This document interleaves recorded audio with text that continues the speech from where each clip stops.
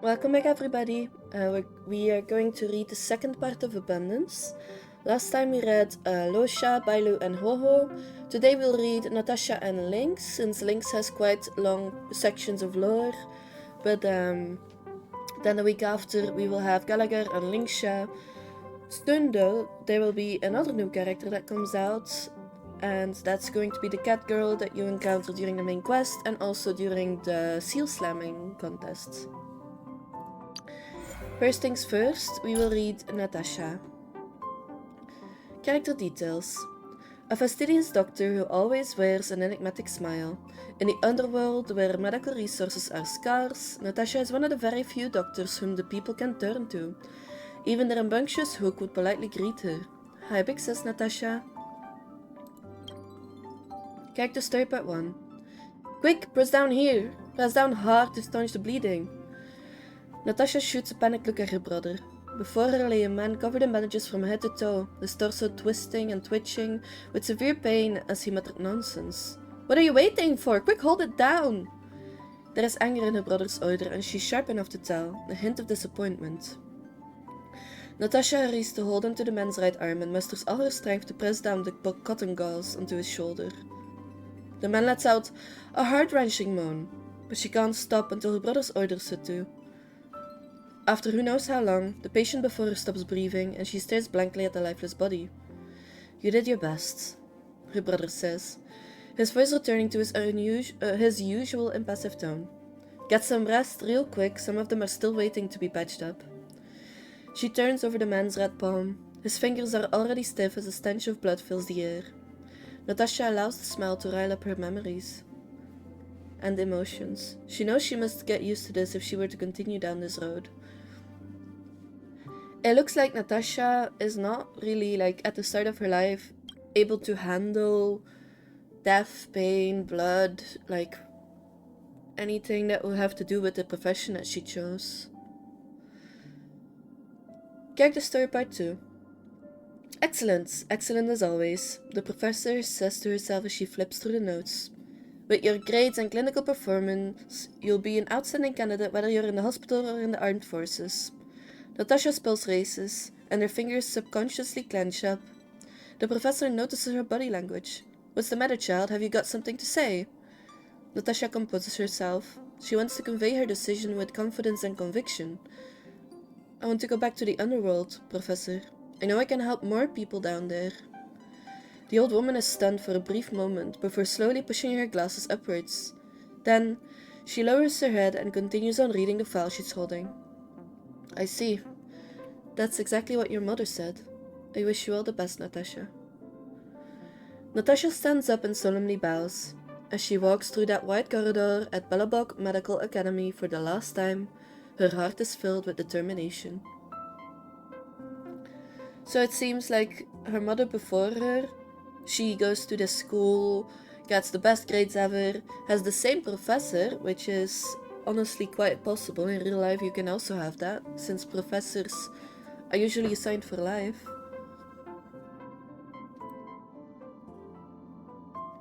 And they both decided to go to the underworld, and I think if the mother of Natasha had not decided to do that, Natasha would not have been here either. Character story part 3. Dearest mother and father, how have you been? Please forgive me for replying so late. There's been lots of trouble in the underworld, and the orphanage is overcrowded with the injured, so I haven't had time to do anything apart from treating the wounded. I even had to send some of the younger children to foster families in town, because I didn't want them to see the carnage inside the orphanage. As for your previous question, yes, I've heard rumors about the Supreme Guardian about to order a blockade between the over and underworlds. I understand your concerns, but from my point of view, there is no way I can abandon the people down here. Right now, during this extraordinary state of panic, I can only hope to use my mother's skills to bring a modicum of comfort to the needy. Fortunately, I know you'll respect my decision. I still remember when I was fresh out of college and Dad told me, anyone going into medicine to just get a decent job will come to regret their decision sooner or later. I think I understand more than ever what you meant back then. I don't know when we'll ever be able to see each other again, but I hope you can be healthy and happy. Your daughter is a big girl now, and I can take care of myself so you don't have to worry about me. Your daughter, with love, Natasha.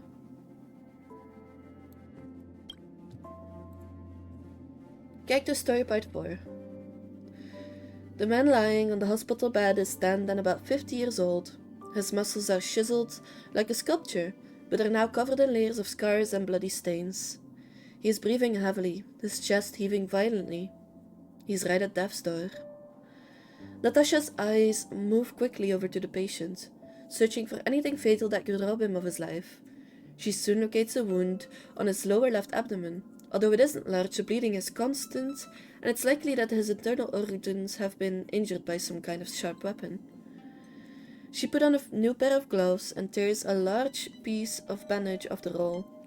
She skillfully and tightly wraps it tightly around the patient's waist, pressing down on the area that is bleeding. A dark red stain spreads through the surface of the bandage, but Natasha maintains her pressure without betraying the slightest hint of panic. After a short while, the man's breathing is no longer rapid and a tense expression on his face eases. Natasha knows he's out of danger and has safely fallen asleep. She slowly takes off her gloves and leans against the clinic's windowsill in a brief response. "Please don't die, Oleg," she whispers to herself as she gazes at the bed. "There's still a lot of duties we need to complete." So, from part 3, it seems like her studying and going to the underworld was before the blockade, which makes sense, because a blockade usually prevents people from going across. And that when the news came, her parents were like, come back, but she wanted to stay. She wanted to try and help the people in the underworld, because she knew that there was not going to be any other doctors besides her, probably. And then character story part 4 is about her having Oleg on her table and trying to save his life as he's literally right at death's door, doing whatever she can, and kind of being like, how do you call it? She's not exactly sad, she's like trying to hope, but it's not easy to hope if somebody is in that state, I guess. That he will like heal back up and be able to help her further with the plans that they had. It's nice of her though that she goes and takes over an orphanage and then helps the kids find a home when she doesn't want them to see the blood and stuff.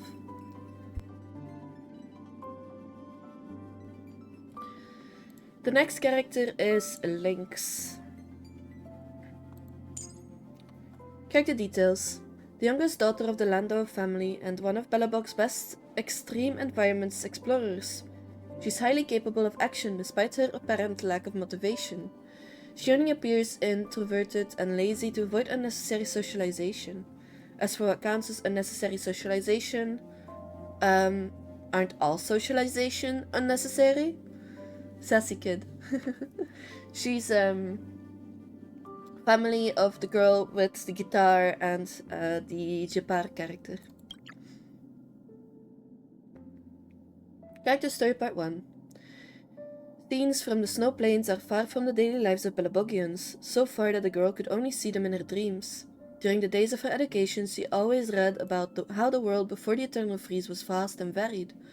However, when Lynx asked her teachers for more details, they would always respond with an exasperated expression. Only the deepest parts of the snow plains hold the answers to that. Lynx often heard from the teacher about the outlandish phenomena known as aurora in geography class. She found herself imagining the variegation and capricious alterations of that band of light.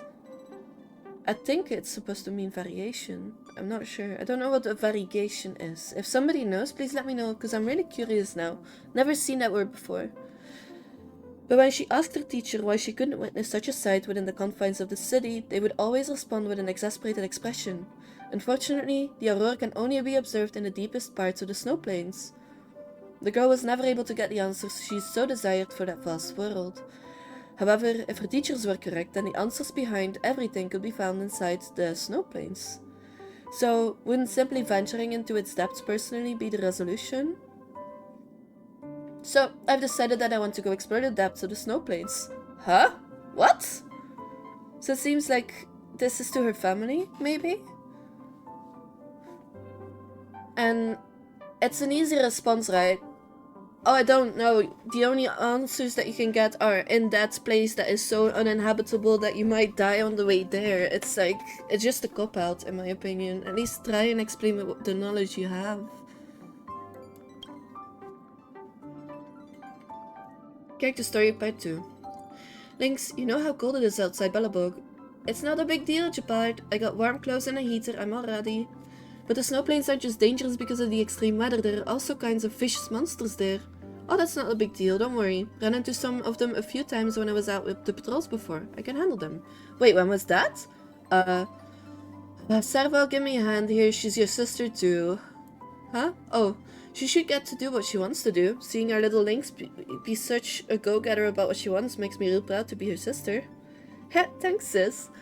But Japar's right, you need to pay attention to your safety when you're exploring the outside alone. Don't push yourself. Here, take these things too. What's this stuff? This is the Vanguard climbing pick you said you wanted to get last month. But don't you worry, your sister got your back. I might have made a small redesign to it, but I promise it works well. Also, this is the new Pathfinder series snowboard from your brother, and oh, this water bottle. A Gove Hotel annual exclusive make. I changed the shoulder strap to your appropriate measurements and added some decorations. Also, these energy bars and food cans can fill you right up.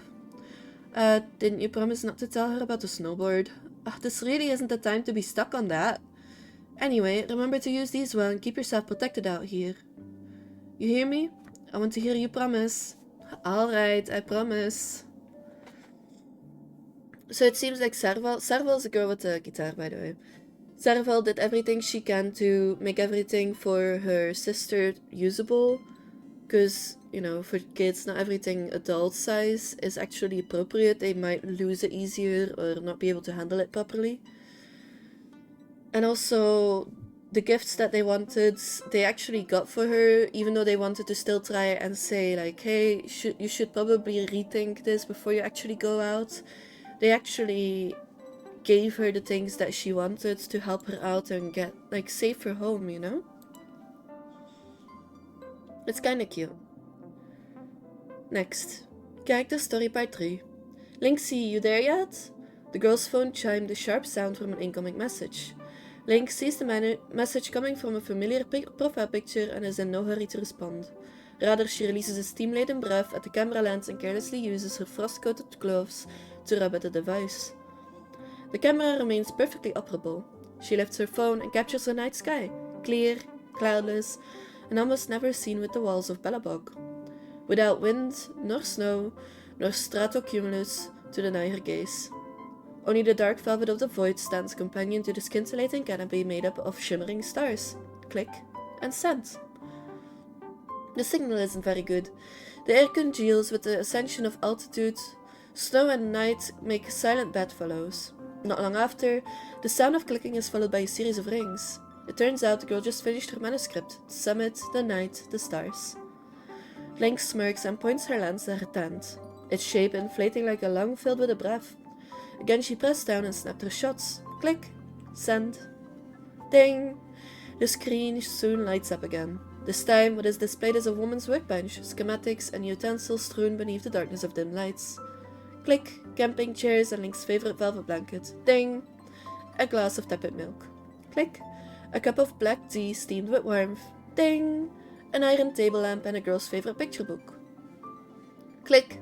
A warm sleeping bag. Ding! Disheveled bedding. Click. A mountain-top view towards Belobog, gazing upon the golden waves. Ding! The shimmering streets of the administrative district outside an apartment window. Click. Last was the resplendent aurora lights dancing in night sky in a sudden instance. Ding! A cute sticker follows. Lynx knows that girl only sends this one when she expresses envy, so she carefully makes a selection from her photos as a response. This will be good enough. They have tacit understanding of each other. So I think this is her sister? Or maybe her friend, I don't 100% know. Because it's not really stated, right? But I think it's a sister because of all the tools and the dim lights and the administrative district. But yeah, it's really cute that they get along so well.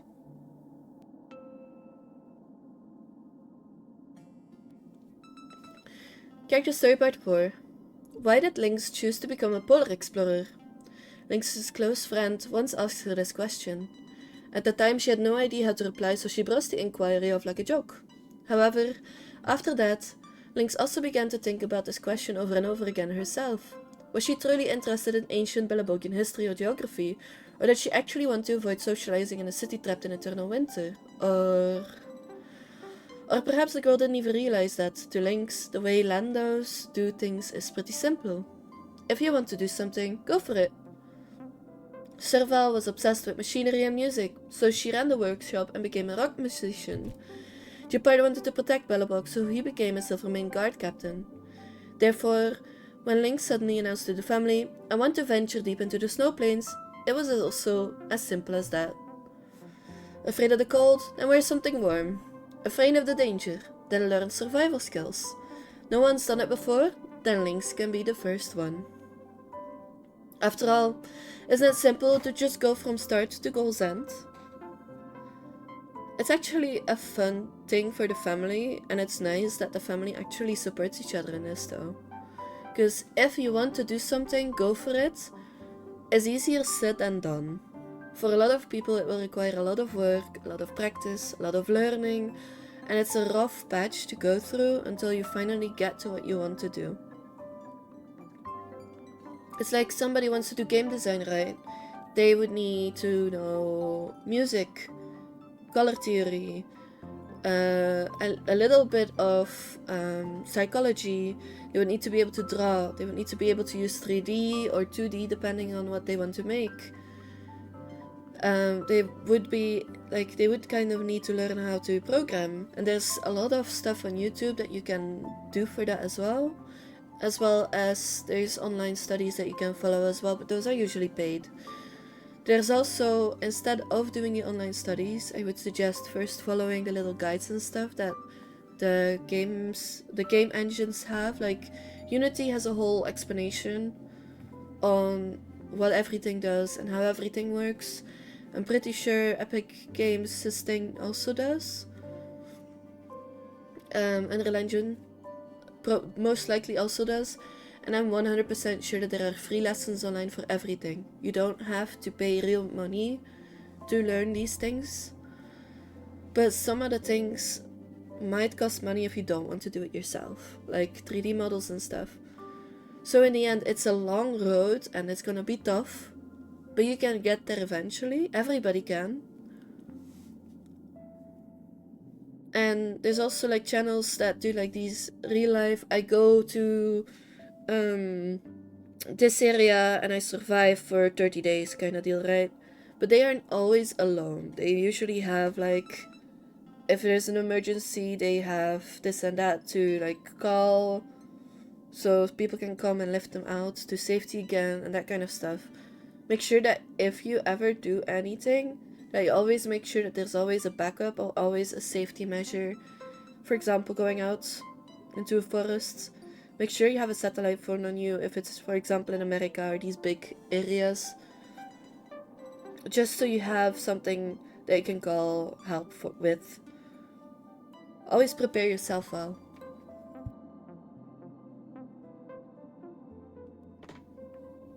Either way, that was it for today. I'm sorry for my voice. I'm still ill from, I think the family thing got me sick.